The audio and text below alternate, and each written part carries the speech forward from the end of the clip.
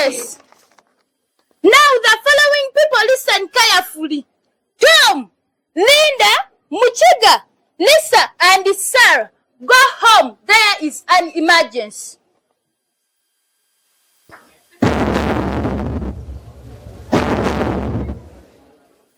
Now the following people, you are very aware that those people lost their father some years back. Unfortunately, even their mothers passed away. Oh, sorry. It's a pity. Go to class and have a good day.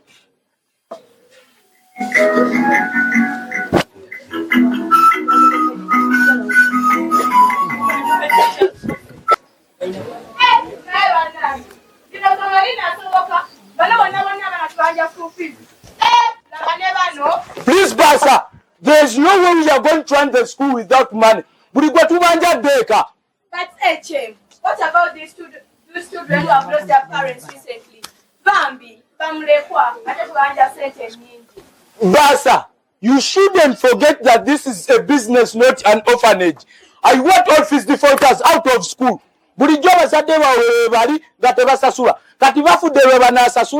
Basa, this is not an orphanage. HM Kambwe.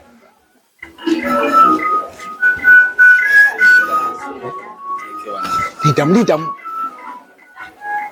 Kayimba.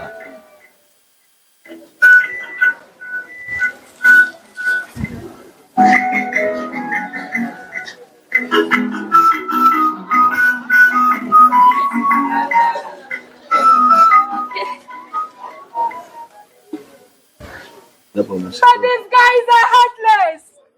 But they say that you are orphans. We have just lost our parents. Guys, I think we should stop lamenting. I have a suggestion. Why don't you become school dependents and you study as you work for the school?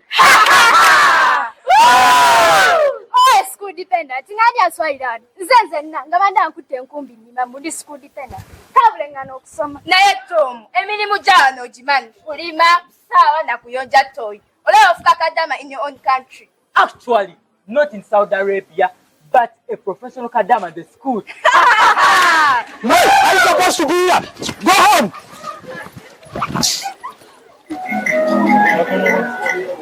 Please, HM. Nsaba chenye na chemba nkuwa.